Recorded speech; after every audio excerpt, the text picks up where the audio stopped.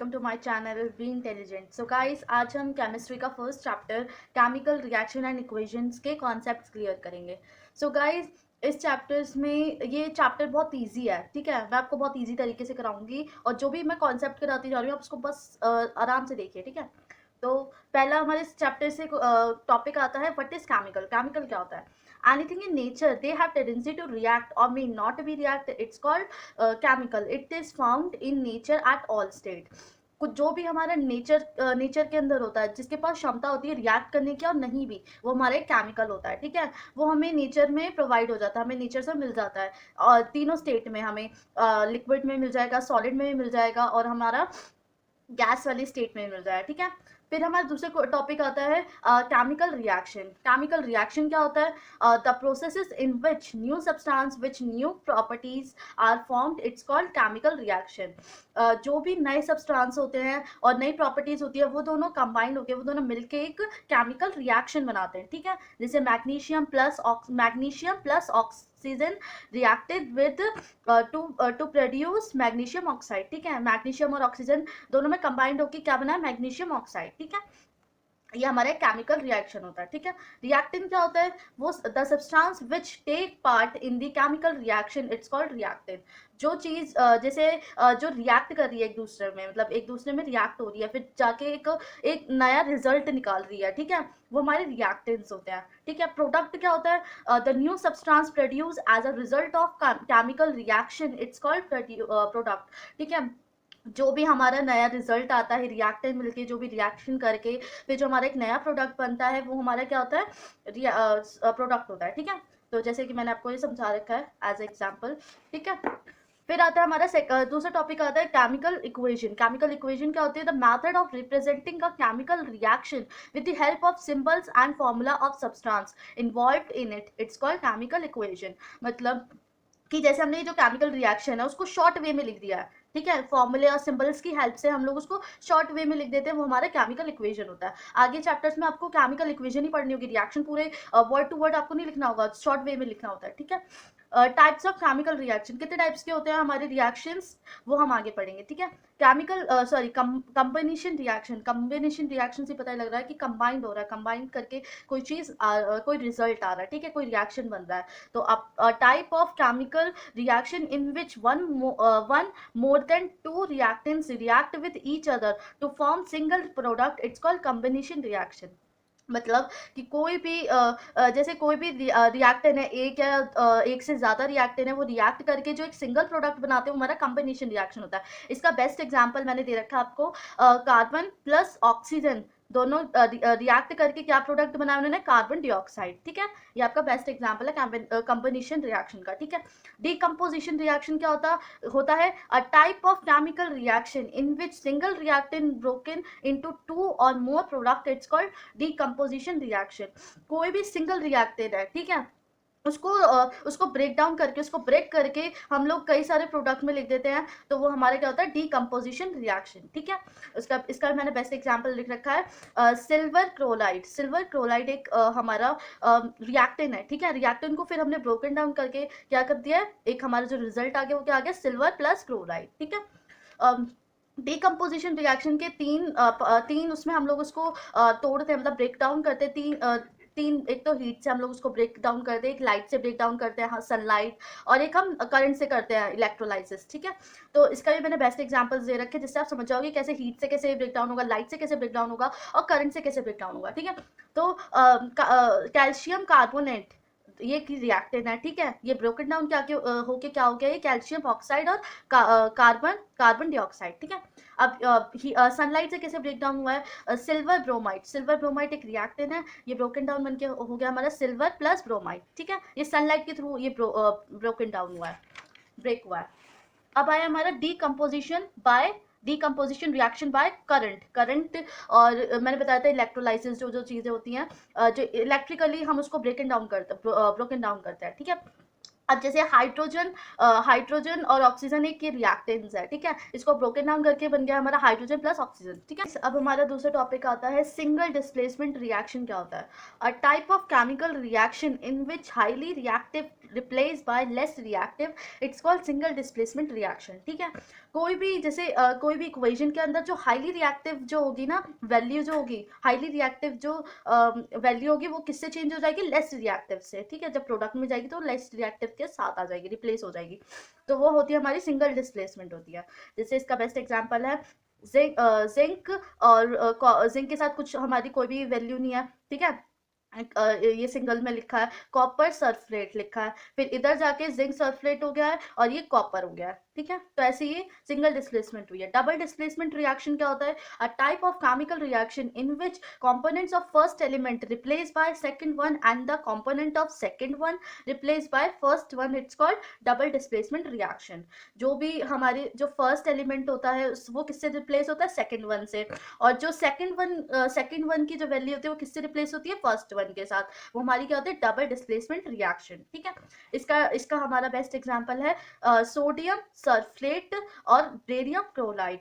इधर जाके हमारा बेरियम सल्फेट हो गया और सोडियम क्लोराइड हो गया। ठीक है, अब आता है हमारा फिफ्थ हमारा रिएक्शन कौन सा है, एक्सोथर्मिक रिएक्शन। एक्सोथर्मिक रिएक्शन हमारे थर्मल रिएक्शंस पे भी आता है। ठीक है, so a type of chemical reaction in which heat is release, it's called exothermic reaction. जो भी केमिकल रिएक्शन में अगर हीट रिलीज करी जा रही, हीट रिलीज हो रही है, तो वो क्या होती है, हमारी एक्सोथर्मिक रिएक्शन। इसका बेस्ट एग्जांपल होता है हमारा रेस्पिरेशन। ठीक है, रेस्पिरेशन में हम हीट को रिलीज कर रहे हैं। ठीक है, अब आता है हमारा एंडोथर्मिक रिएक्शन, ये भी हमारे थर्मल रिएक्शंस में आता है। A type of chemical reaction in which heat is absorbed, it's called endothermic reaction. ठीक है, ये हमारे फोटोसिंथेटिक के अंदर होता है। ठीक है, जिसमें भी हमारी हीट एब्जॉर्ब कर रही हो, जैसे हमारे जब फोटोसिंथेटिक होता है तब हमारी जो सनलाइट होती है वो प्लांट्स उसको एब्जॉर्ब कर रहे होते हैं। ठीक है, तो उसमें हीट हमारी एब्जॉर्ब हो रही है, तो हमारा ये क्या होगा, एंडोथर्मिक रिएक्शन। ठीक है, अब है हमारा ऑक्सीडेशन क्या होता है, a type of chemical reaction in which oxygen is adding, it's called oxidation. It means electron negatively is increase. ठीक है, जो भी जिसमें हमारी ऑक्सीजन ऐड हो रही हो। ठीक है, जैसे इसमें से रिमूव हो, ये तो रिमूव हुई है, इसमें ऐड हुई है ना, प्रोडक्ट में जाके इसमें ऐड हुई है ऑक्सीजन, तो ये हमारी क्या है, ये ऑक्सीडेशन हो रहा है, इसमें ऑक्सीडेशन हो रहा है। ठीक है, और इसके जो इलेक्ट्रॉन्स होते हैं वो नेगेटिवली इंक्रीज करे जाते हैं। ठीक है, रिडक्शन में क्या होता है, it type of chemical reaction in which oxygen is removing out, it's called reduction. It means electron positively increase, मतलब जिसमें भी हमारी ऑक्सीजन रिमूव हो रही है, अब जैसे कॉपर के साथ है, कॉपर के साथ ये ऑक्सीजन प्रोडक्ट में जाके क्या हो रही है, रिमूव हो रही है। ठीक है, तो ये हमारा क्या होगा, रिडक्शन। ठीक है, तो गाइस अब है redox, a type of chemical reaction in which both oxidation and reduction take place, it's called redox, जिसमें oxidation भी हो रहा है और हमारा reduction भी हो रहा है, वो हमारा redox होता है। ठीक है, और रस्टिंग होता है type of oxide chemical reaction in which iron product react with moisturize to form ferric oxide, its color is brown, its chemical formula is F3O4 into H2O। ठीक है, तो वो क्या बोलते हैं, रस्टिंग हमारा वो होता है जंग लगना, जंग लग जाती है जब भी कोई आयरन प्रोडक्ट होता है उसके ऊपर जंग लग जाती है, और उसका कलर हमारा ब्राउन होता है और ये फॉर्मूला होता है। ठीक है, तो अब इससे हम प्रिवेंशन क्या करते हैं, प्रिवेंशन इससे कैसे हम लोग इसको, अगर रस्टिंग लग जाए या जंग लग जाए तो उसको हम कैसे सही करेंगे। ठीक है, using primer and iron sheet, primer और आयरन शीट यूज़ करनी चाहिए हमें, कलरिंग पेंटिंग, कलर पेंटिंग करवानी चाहिए, निकल पेंटिंग करानी चाहिए, ग्रीसिंग करवानी चाहिए। ठीक है, डेंसिटी क्या होता है, oxidation of food containing fat gives them bad smell and bad taste, these phenomena it's called density, it can be prevented by adding of antioxidant or flushing with nitrogen gas. ठीक है, तो density क्या होता है, जिसमें हमारे oxidation होता है, फूड ऑक्सीडेशन, उसमें फूड कंटेन मतलब कोई भी खाने की चीज़ होगी जिसके अंदर ऑक्सीजन और जो हमारे जैसे डालडा और जो हमारे फैट वाली जो चीज़ें बनती है, फिर ये कुछ दिनों के बाद जिसके अंदर बैड स्मेल और बैड टेस्ट आने लग जाता है, उसमें डेंसिटी हो जाती है। अब वो डेंसिटी को बचाने के उससे बचने के लिए हम क्या करेंगे, उसमें एंटीऑक्सीडेंट डालते हैं।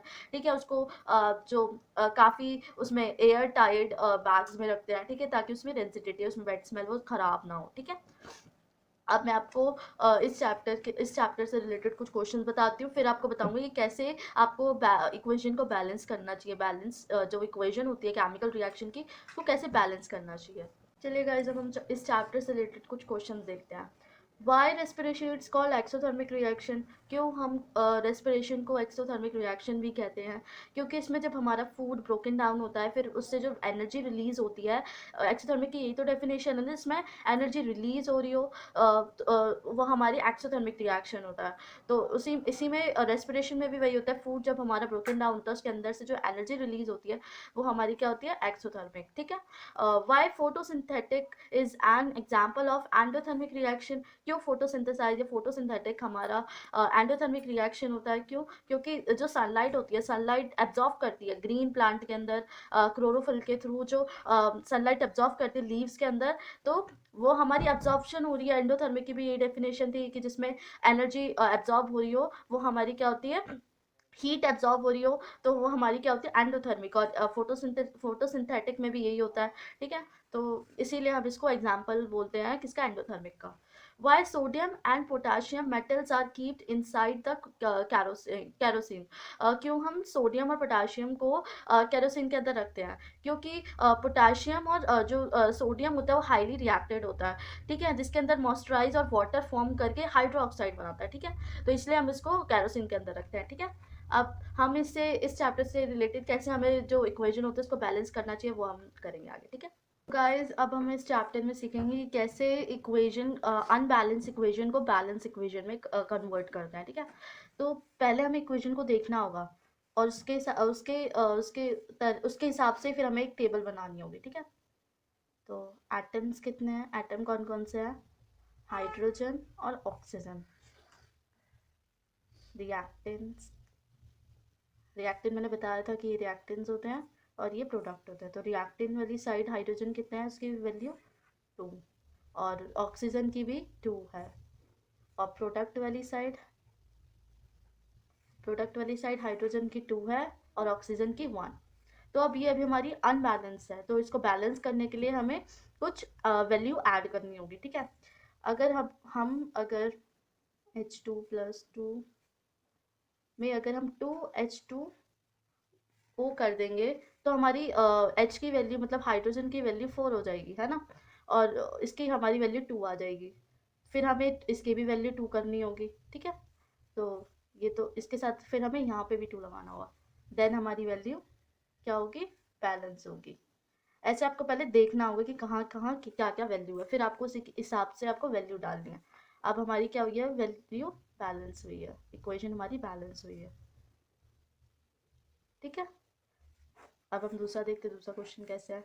इसमें भी हम पहले एटम्स डाल लेते, कितने एटम्स है? H है, C क्लोराइड है, रिएक्टेंट्स रिएक्टेंट्स प्रोडक्ट, रिएक्टेंट कितने हैं? 2, और क्लोराइड में 2, यहाँ पे 1 है। तो हमें क्या करना होगा? इधर 2 लगा देना होगा, देन हमारी वैल्यू बैलेंस हो जाएगी। इक्वेशन आपके, अब जैसे एनसीईआरटी में उसमें वैल्यू मिसिंग कर रखी है, मिस वैल्यू भी आ सकती है, फिर आपको बताना है कि कौन सी वैल्यू कहाँ आएगी। ठीक है।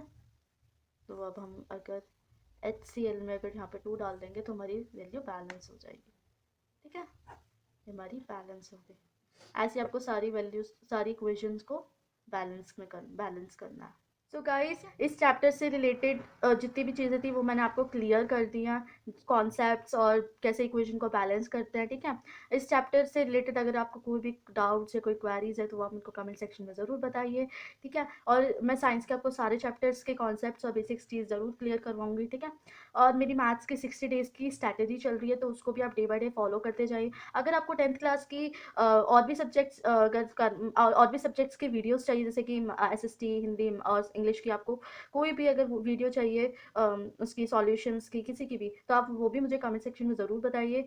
और मेरी वीडियो को लाइक शेयर और कमेंट करना ना भूलें। मेरी जितनी भी पहले की वीडियो उसको भी आप ज़रूर देखिए जाके, वो उसमें आपको सारे NCERT के सॉल्यूशन मिल जाएंगे। मेरे चैनल को सब्सक्राइब भी कीजिए और बेल आइकन को ज़रूर दबाइए, जिससे आपके पास सारी मेरी वीडियोज़ की नोटिफिकेशन सबसे पहले पहुँचे। ठीक है। So thank you for watching my